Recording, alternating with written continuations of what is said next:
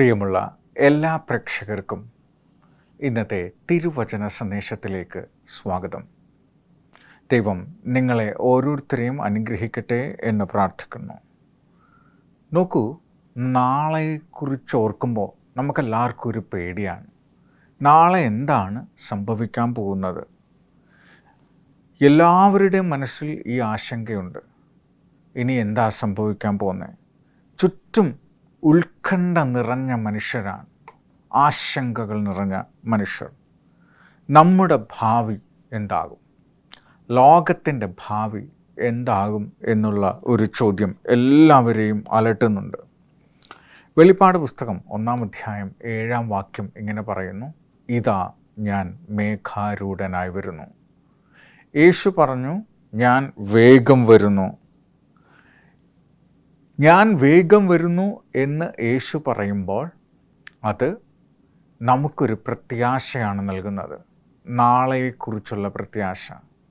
അത് ഇന്നത്തെ നമ്മുടെ ജീവിത പ്രശ്നത്തിൽ നിന്നും, ഭയാശങ്കകളിൽ നിന്നും, ഉത്കണ്ഠയിൽ നിന്നും നമുക്ക് മാറ്റം തരും. എങ്ങനെയാണ് യേശുവിൻ്റെ വരവിൻ്റെ പ്രത്യാശ നമുക്ക് പ്രത്യാശ നൽകുന്നത്? എങ്ങനെയാണ് യേശുവിൻ്റെ വരവ് നൽകുന്ന പ്രത്യാശയുടെ അടയാളങ്ങൾ എന്താണ് എന്ന് നമുക്ക് നോക്കാം. യേശു പറഞ്ഞു, ഇതാ ഞാൻ മേഘാരൂഢനായി വരുന്നു. യേശു വേഗം വരുന്നു എന്ന് പറയുമ്പോൾ എത്ര വേഗമാണ്? അരികെ എന്ന് പറഞ്ഞാൽ അത് എത്ര അരികെയാണ്? എത്ര പെട്ടെന്ന് എന്ന് പറഞ്ഞാൽ ആ വരവ് എത്ര പെട്ടെന്നാണ്? കാരണം കഴിഞ്ഞ വർഷങ്ങളായി, 2000-ൽ പരം വർഷങ്ങളായി നമ്മൾ കേൾക്കുന്നു, യേശു വേഗം വരുന്നു, യേശു വേഗം വരുന്നു. എന്നാൽ അത് എത്ര വേഗമാണ്? എന്നാൽ അത് എത്ര പെട്ടെന്നാണ് എന്ന് ഒരു ചോദ്യം നമ്മുടെ മനസ്സിൽ എപ്പോഴും ഉണ്ടാകും. മത്തായിയുടെ സുവിശേഷം 24-ാം അധ്യായം 3-ാമത്തെ വാക്യത്തിൽ അത് എപ്പോൾ സംഭവിക്കും? നിന്റെ വരവിനും ലോകാവസാനത്തിനും അടയാളം എന്തെന്ന് പറഞ്ഞു തരയണം എന്ന് ശിഷ്യന്മാർ യേശുവിനോട് ചോദിക്കുകയാണ്. ശിഷ്യന്മാർ ചോദിക്കുന്ന ചോദ്യം ഇതാണ്, നമ്മൾ ചോദിക്കുന്ന അതേ ചോദ്യം: എത്ര പെട്ടെന്നാണ്? എത്ര വേഗമാണ്? നീ വരും എന്ന് പറയുന്നു. അങ്ങനെയാണെങ്കിൽ ആ വരവിൻ്റെ അടയാളങ്ങൾ എന്തൊക്കെയാണ്? AD 70-ാം നൂറ്റാണ്ടിൽ യെരുശലേമിന് സംഭവിക്കുന്ന നാശവുമായി ബന്ധപ്പെടുത്തിയാണ് യേശു ശിഷ്യന്മാരോട് സംസാരിക്കുന്നത്. എന്നാൽ അത് ഈ കാലഘട്ടത്തിൽ നമ്മളോട് സംസാരിക്കുന്നതിന് തുല്യമാണ്. നമുക്കും നമ്മുടെ ജീവിത യാഥാർത്ഥ്യങ്ങളുമായി വളരെയേറെ യാഥാർത്ഥ്യമുള്ള കാര്യമാണ് ഇത് എന്ന് നമുക്ക് കാണാം. പ്രധാനമായും 4 വ്യത്യസ്ത മേഖലയിലാണ് യേശുവിൻ്റെ വരവിൻ്റെ അടയാളങ്ങളെക്കുറിച്ച് വേദപുസ്തകം പറയുന്നത്. ഒന്നാമതായി മതലോകത്ത് നടക്കുന്ന ചില അടയാളങ്ങൾ. രണ്ടാമതായി രാഷ്ട്രീയ ലോകത്ത് നടക്കുന്ന ചില അടയാളങ്ങൾ. മൂന്നാമതായി പ്രകൃതിയിൽ നടക്കുന്ന അടയാളങ്ങൾ. നാലാമതായി നമ്മുടെ സമൂഹത്തിൽ നടക്കുന്ന സംഭവങ്ങൾ. ഈ 4 മേഖലയിലും നടക്കുന്ന സംഭവങ്ങളെ പരിശോധിച്ചാൽ വേദപുസ്തകത്തിൽ യേശു പറയുന്ന കാര്യങ്ങളുമായി താരതമ്യം ചെയ്യുമ്പോൾ യേശുവിൻ്റെ വരവ് എത്ര വേഗത്തിലാണെന്നും എത്ര പെട്ടെന്നാണെന്നും അത് നമ്മുടെ ജീവിത പ്രശ്നത്തിൽ നിന്നും, നമ്മുടെ ആശങ്കകളിൽ നിന്നും നമ്മെ അകറ്റി എങ്ങനെ പ്രതീക്ഷയുള്ളവരായി, പ്രത്യാശയുള്ളവരായി, സന്തോഷത്തോടെ നമുക്കുള്ള ജീവിതത്തെ നേരിടാം അല്ലെങ്കിൽ നയിക്കാം എന്ന് അത് നമുക്ക് കൃത്യമായി പറഞ്ഞു തരുന്നുണ്ട്. വാക്യം തുടരുന്നത് 24-24: കള്ളക്രിസ്തുക്കളും കള്ളപ്രവാചകന്മാരും എഴുന്നേറ്റ് കഴിയുമെങ്കിൽ വൃതന്മാരെയും തെറ്റിപ്പാനായി വലിയ അടയാളങ്ങളും അത്ഭുതങ്ങളും കാണിക്കും എന്നാണ് പറയുന്നത്. ഇതിൽ മതലോകത്തെ അടയാളത്തെക്കുറിച്ചാണ് ഈ ഭാഗം പറയുന്നത്. കള്ളക്രിസ്തുക്കൾ, കള്ളപ്രവാചകന്മാർ എഴുന്നേറ്റ് വന്ന് കഴിയുമെങ്കിൽ വിശുദ്ധന്മാരെ പോലും തെറ്റിക്കും.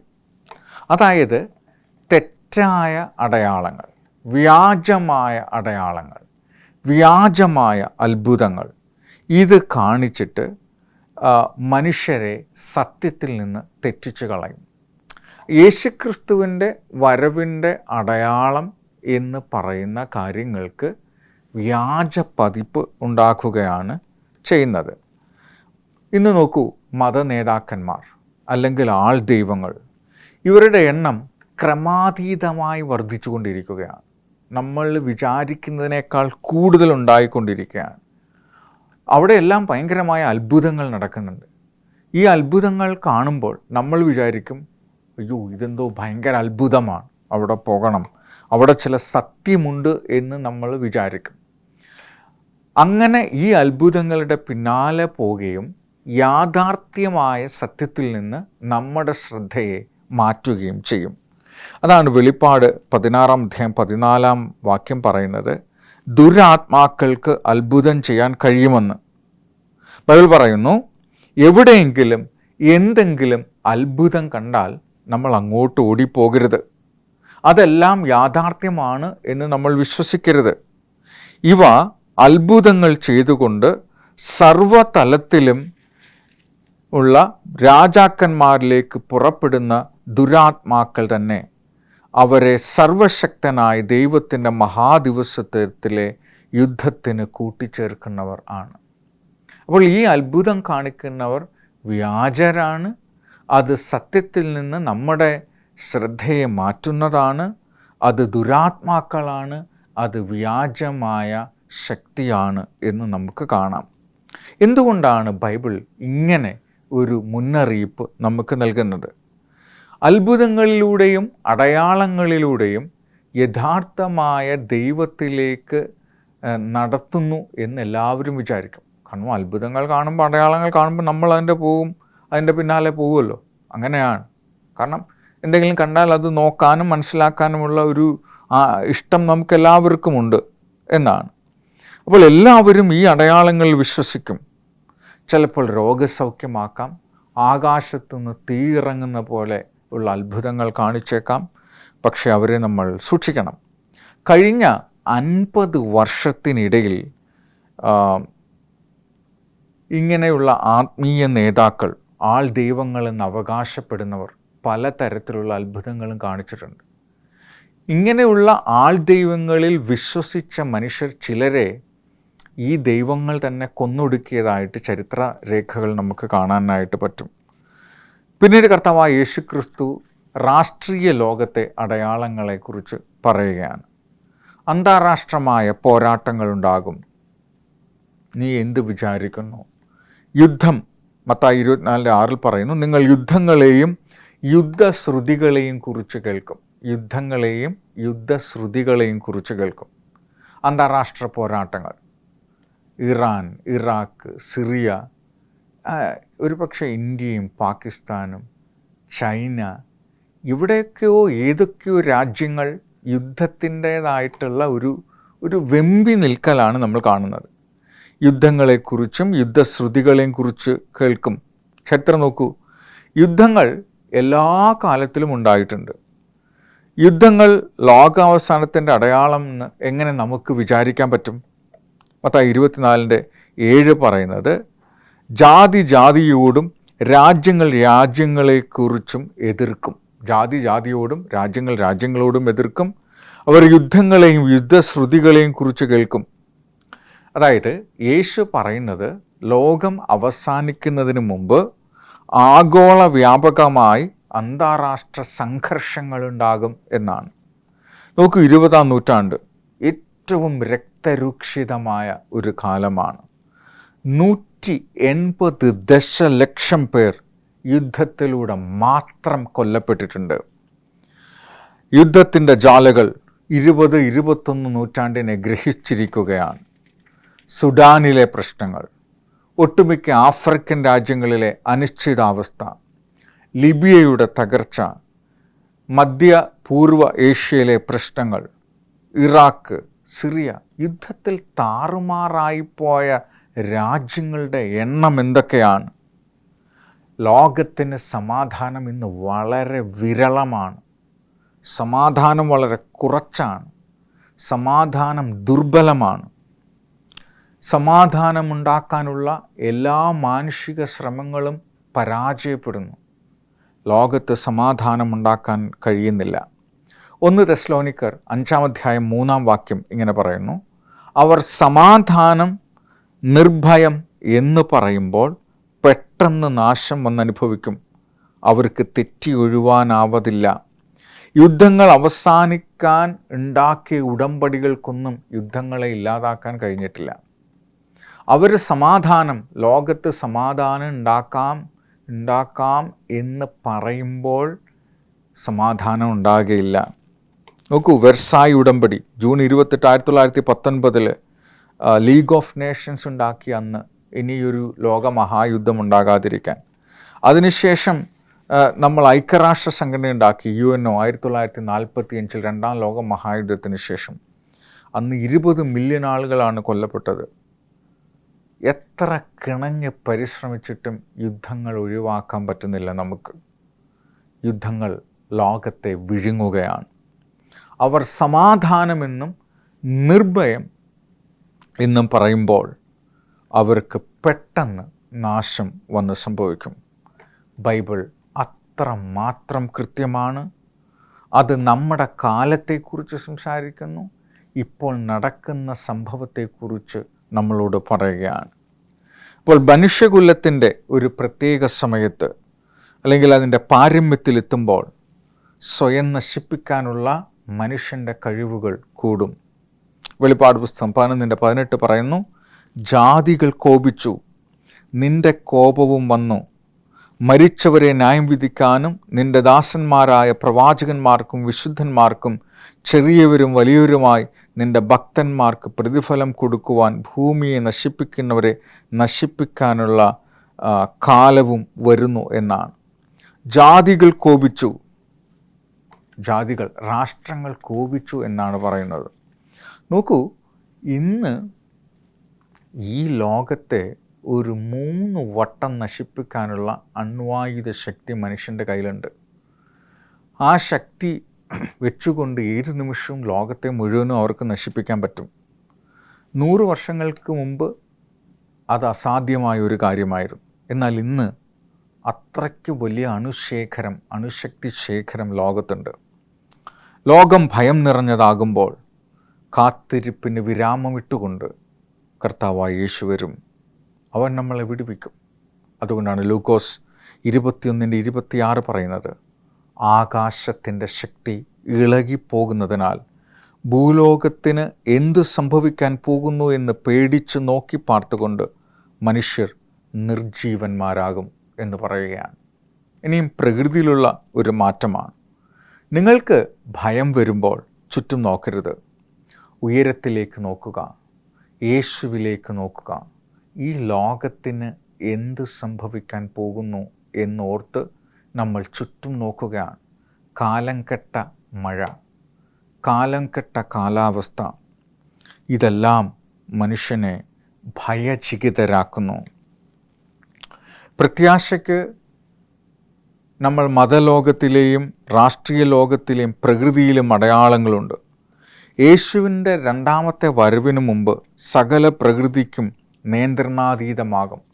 ചുഴലിക്കാറ്റ്, തീ, പ്രളയം, കൊടുങ്കാറ്റ്, ആഗോള താപനത്തിൻ്റെ, ഗ്ലോബൽ വാർമിങ്ങിൻ്റെ ആഫ്റ്റർ ഇഫക്റ്റായിട്ടാണ് ഇതൊക്കെ സംഭവിക്കുക. അതുകൊണ്ടാണ് മത്തായി 24:7 പറയുന്നത്, ക്ഷാമവും ഭൂകമ്പവും മാരക മഹാവ്യാധികളും അവിടെ ഇവിടെ ഉണ്ടാകും എന്ന്. ക്ഷാമം, ഭൂകമ്പം, ഭക്ഷ്യദൗർലഭ്യം, മഹാവ്യാധികൾ അവിടെ ഇവിടെ ഉണ്ടാകും. നമുക്ക് ക്ഷാമം ഉണ്ടായിട്ടുണ്ട്, നമുക്ക് യുദ്ധങ്ങളുണ്ടായിട്ടുണ്ട്, വിശക്കുന്ന കുഞ്ഞുങ്ങളുണ്ടായിട്ടുണ്ട്, പോഷകാഹാരക്കുറവ് കൊണ്ട് മരിച്ചു വീഴുന്ന കുഞ്ഞുങ്ങളുണ്ട്. യേശു പ്രവചിച്ചത് ഒരു ക്ഷാമവും എന്നല്ല, ക്ഷാമങ്ങൾ എന്ന് വെച്ചാൽ അത് ബഹുവചനമാണ്. ഓരോ ലോകത്തിൻ്റെ പല പ്രദേശങ്ങളിൽ ഒരേ സമയം ക്ഷാമങ്ങളുണ്ടാകും. യേശുവിൻ്റെ 2ാമത്തെ വരവിന് തൊട്ട് മുമ്പത്തെ അവസ്ഥയാണിത്. അത് നമ്മുടെ മുന്നിൽ കാണുകയാണ്. നിങ്ങൾ നോക്കൂ, 38 രാജ്യങ്ങൾ ഭക്ഷ്യക്കമ്മി നേരിടുന്നുണ്ട്. UNOയുടെ കണക്കാണ്. 38 രാജ്യങ്ങൾ ഭക്ഷ്യക്കമ്മി നേരിടുന്നുണ്ട്. ലോക ജനസംഖ്യയുടെ 1/6 ഓരോ രാത്രിയിലും പട്ടിണി കിടക്കുകയാണ്. ക്ഷാമത്തിൻ്റെ തീവ്രത, ഭക്ഷ്യദൗർലഭ്യത്തിൻ്റെ തീവ്രത, അത് ഇനിയും അത് കേട്ടാൽ നമ്മൾ പതറിപ്പോകും. ലോക ജനസംഖ്യയുടെ 1/3 ആളുകൾ, അതായത് 200 കോടി ജനങ്ങൾ ഭക്ഷ്യദൗർലഭ്യം അല്ലെങ്കിൽ പോഷകാഹാരക്കുറവ് നേരിടുന്നു എന്നാണ് കണക്കുകൾ പറയുന്നത്. മഹാവ്യാധികളുണ്ടാകും, പകർച്ചവ്യാധികളുണ്ടാകും എന്ന് ബൈബിൾ പറയുന്നു. കോവിഡ് ഒരു മഹാവ്യാധിയായിരുന്നു. അതിൻ്റെ ആഫ്റ്റർ ഇഫക്റ്റ് ഇപ്പോഴും തുടർന്നുകൊണ്ടിരിക്കുകയാണ് മനുഷ്യ ശരീരങ്ങളിൽ, മനുഷ്യ സമൂഹത്തിൽ. മനുഷ്യർ അധാർമികരും അക്രമാസക്തരുമായി മാറിയിരിക്കുകയാണ്. കഠിനമായ പകർച്ചവ്യാധി. ഇന്ന് ശാസ്ത്രം പറയുന്നത് നമ്മൾ ഈ സാഹചര്യത്തിന് ഒത്തു ജീവിക്കണമെന്നാണ്, അതുമായി നമ്മൾ ജീവിക്കാൻ പഠിക്കണമെന്നാണ്. അപ്പോൾ പ്രകൃതിയെ ബാധിക്കുന്ന ഈ അപൂർവമായ സംഭവങ്ങൾ, കീടനാശിനികൾ, അതിൻ്റെ ഉപയോഗം, വിളകളെ നശിപ്പിക്കുന്ന രോഗങ്ങൾക്ക് കീടനാശിനി അടിച്ചിട്ട് അതിൻ്റെ ആഫ്റ്റർ ഇഫക്റ്റായിട്ട് മനുഷ്യർക്കുണ്ടാകുന്ന വിപത്തുകൾ എന്തൊക്കെയാണ്? പലതരത്തിലുള്ള ക്യാൻസറുകൾ, അംഗവൈകല്യം സംഭവിച്ചവർ, H1N1, എബോള, സിക്ക, നിപ്പ കേരളത്തിലുണ്ടായിരുന്നു, നിപ്പ, ട്യൂബർക്കുലോസിസ്, ഭൂകമ്പങ്ങൾ, ഇതെല്ലാം യേശുവിൻ്റെ വരവിൻ്റെ അടയാളങ്ങളാണ്. മത്തായി 27:17 പറയുന്നത്, ക്ഷാമവും ഭൂകമ്പവും മാരക മഹാവ്യാധികളും അവിടെ ഉണ്ടാകും. ഇപ്പോഴത്തെ കണക്കുകൾ നോക്കുവാണെങ്കിൽ പ്രതിവർഷം 20,000-ഓളം ആളുകൾ ഭൂകമ്പത്തിൽ മരിക്കുന്നുണ്ടെന്നാണ്. പുതിയ നൂറ്റാണ്ടുണ്ടായ ശേഷം ഏതാണ്ട് 8 ലക്ഷം പേർ ഭൂകമ്പങ്ങളിൽ മരിച്ചുകൊണ്ടിരിക്കുന്നു, സുനാമികളിലായിട്ട് മരിച്ചുകൊണ്ടിരിക്കുന്നു. ലൂക്കോസ് 2:21-11 പറയുന്നത്, വലിയ ഭൂകമ്പവും ക്ഷാമവും മഹാവ്യാധികളും അവിടെ ഉണ്ടാകും. പൊല്യൂഷൻ, വെള്ളം മലിനപ്പെട്ടു പോകുന്നത്, 1,50,000-ഓളം പേര് ആളുകൾ, ഭയങ്കരമായ കാഴ്ചകൾ, ആകാശത്തിൽ മഹാലക്ഷ്യങ്ങളുണ്ടാകും. കഴിഞ്ഞ ദിവസം കേരളത്തിൽ ഫോം മഴ, പദമഴയുണ്ടായതായിട്ട് കാണുന്നു. പ്രകൃതിയുടെ ഈ വികൃതി എന്ന് നമ്മൾ വിചാരിക്കും. കാണുമ്പോൾ പല രൂപത്തിലും നമുക്ക് കാണാൻ പറ്റും. ചുഴലിക്കാറ്റ്, ചുഴലിക്കൊടുങ്കാറ്റ്, വീശിയടിക്കുന്ന ചുഴലിക്കാറ്റ്, പ്രളയം, അഗ്നി, ഓരോന്നും തുടരെ വന്നുകൊണ്ടിരിക്കും. ദശലക്ഷക്കണക്കിനുള്ള ആളുകളെ ദുരന്തം വിഴുങ്ങുന്നു. എണ്ണാനാവാത്ത വിധം ആയിരങ്ങൾ അഗ്നിയിലും പ്രളയത്തിലും ഉഷ്ണക്കൊടുങ്കാറ്റിലും പെട്ട് മരിക്കുന്നു. സകലവിധ വിനാശങ്ങൾ. ഇതൊക്കെ കാണുമ്പോൾ നമ്മൾ ഓർക്കണം, കർത്താവായ യേശുക്രിസ്തുവിൻ്റെ വരവ് ഏറ്റവും അടുത്തിരിക്കുന്നു. പ്രകൃതിക്ക് സ്വയം നിയന്ത്രണം നഷ്ടമായതുപോലെ ഹൃദയങ്ങൾ പേടിച്ചും പ്രതീക്ഷകൾ നശിച്ചുമാണ് മനുഷ്യർ ഇന്ന് ജീവിക്കുന്നത്. എന്നാൽ യേശുവിൽ വിശ്വാസമർപ്പിക്കുക, അവൻ വേഗം വരുന്നു. ഈ സംഭവങ്ങളെല്ലാം യേശുവിൻ്റെ 2ാം വരവ് ഏറ്റവും വേഗമായി എന്ന് നമ്മളെ ചൂണ്ടിക്കാണിക്കുന്ന ചൂണ്ടുപലകകളാണ്. മത്തായി 24:37-38 പറയുന്നു, നോഹയുടെ കാലം പോലെ മനുഷ്യപുത്രൻ്റെ വരവും അങ്ങനെ തന്നെ ആകും എന്നാണ്. എന്താണ് നോഹയുടെ കാലത്തിൻ്റെ പ്രത്യേകത? ഇത് ഇന്നത്തെ ഒരു സാമൂഹ്യ മാറ്റത്തിൻ്റെ പ്രശ്നമാണ്. നോഹയുടെ കാലം പോലെ ലോകം മുഴുവൻ നശിപ്പിച്ച മഹാപ്രളയം, അല്ലെങ്കിൽ അന്ന് മൃഗങ്ങൾ കയറിയ പെട്ടകം, അത് നമുക്കറിയാം. പ്രളയത്തിന് തൊട്ട് മുമ്പുള്ള സാമൂഹിക അവസ്ഥ എന്തായിരുന്നു അത് യേശു വിവരിക്കുന്നുണ്ട്. കർത്താവായ യേശുക്രിസ്തു അതിനെക്കുറിച്ച് വളരെ വ്യക്തമായി പറയുന്നുണ്ട്. അപ്പോൾ നമ്മൾ മതലോകത്തെ മാറ്റങ്ങൾ, രാഷ്ട്രീയ ലോകത്തെ മാറ്റങ്ങൾ, പ്രകൃതിയിലെ മാറ്റങ്ങൾ എന്നിവ കാണുകയുണ്ടായി. കർത്താവായ യേശുക്രിസ്തുവിൻ്റെ വരവ് നോഹയുടെ കാലം പോലെ ആകും എന്ന് പറയുന്നു. പ്രിയമുള്ളവരെ, നമ്മൾ കാത്തിരിക്കുന്ന നമ്മുടെ ഭാഗ്യകരമായ പ്രത്യാശയാണ് യേശുക്രിസ്തുവിൻ്റെ വരവ്. യേശു പറഞ്ഞു, ഇതാ ഞാൻ വേഗം വരുന്നു. യേശുക്രിസ്തുവിൻ്റെ വരവിന് തൊട്ട് മുമ്പ് സംഭവിക്കുന്ന കാര്യങ്ങളെക്കുറിച്ച് വേദപുസ്തകത്തിൽ നമ്മൾ ചിന്തിക്കുകയാണ്.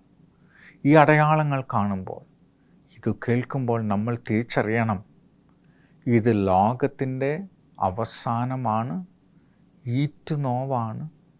ഇതെല്ലാം നമ്മളെക്കുറിച്ച് ഓർമ്മിപ്പിക്കുന്നത് ലോകത്തിൻ്റെ പ്രതീക്ഷ നഷ്ടപ്പെട്ടു പോയി എന്നല്ല. നിങ്ങളുടെ ഹൃദയം കലങ്ങിപ്പോകരുത്, എന്നിൽ വിശ്വസിപ്പിൻ, എൻ്റെ പിതാവിലും വിശ്വസിപ്പിൻ എന്ന് പറയുന്ന കർത്താവായ യേശുക്രിസ്തുവിൻ്റെ ശബ്ദം കേൾക്കുവാനാണ്.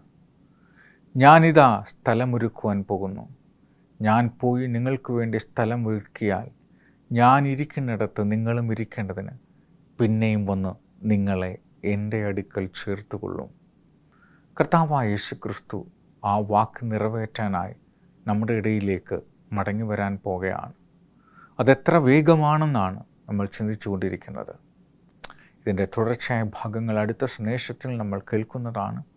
എല്ലാ പ്രിയപ്പെട്ടവരെയും ഈ സന്ദേശം കേൾക്കുവാനായി ക്ഷണിക്കുന്നു. നമ്മൾ കാത്തിരിക്കുന്ന യേശുവിൻ്റെ വരവ് എത്ര വേഗമായി തീരും എന്നതിൻ്റെ അടയാളങ്ങൾ നമ്മൾ തിരിച്ചറിയുവാണെങ്കിൽ നമുക്കും അവൻ്റെ വരവിന് വേണ്ടി ഒരുങ്ങാൻ കഴിയും. ഇല്ലെങ്കിൽ നമുക്ക് അത് മനസ്സിലാകാനാവാതെ പോകും. അക്കാലത്തുണ്ടാകുന്ന വലിയ പ്രശ്നങ്ങളിലും പ്രതിസന്ധികളിലും പെട്ട് നമ്മളും ഇരയായി മാറും. അങ്ങനെ മാറാതെ കർത്താവിന് വേണ്ടി ജീവിക്കുവാൻ നിങ്ങൾ ആഗ്രഹിക്കുന്നുണ്ടെങ്കിൽ, യേശുവിൻ്റെ മഹത്വ പ്രത്യക്ഷതയിൽ അവനോടൊപ്പം കാണാൻ ആഗ്രഹിക്കുന്നുണ്ടെങ്കിൽ, നമുക്ക് നമ്മുടെ ജീവിതങ്ങളെ അവൻ്റെ കരങ്ങളിലേക്ക് സമർപ്പിക്കാം. ഇതാ അവൻ വേഗം വരുന്നു. പ്രാർത്ഥിക്കാം. ഞങ്ങളെ സ്നേഹിക്കുന്ന സ്വർഗീയ പിതാവേ, നിൻ്റെ വരവിന് വേണ്ടി ഒരുങ്ങുവാൻ നീ ഞങ്ങളെ സഹായിക്കണമേ. ഞങ്ങളുടെ പാപങ്ങൾ പൊറുക്കണമേ. ഞങ്ങളുടെ പ്രാർത്ഥന കേട്ടുകൊണ്ടങ്ങേ സ്തുതിക്കുന്നു. സകലവും യേശുവിൻ്റെ നാമത്തിൽ ചോദിക്കുന്നു. കൃപയോട് കേൾക്കണം സ്വർഗീയ പിതാവേ. ആമേൻ.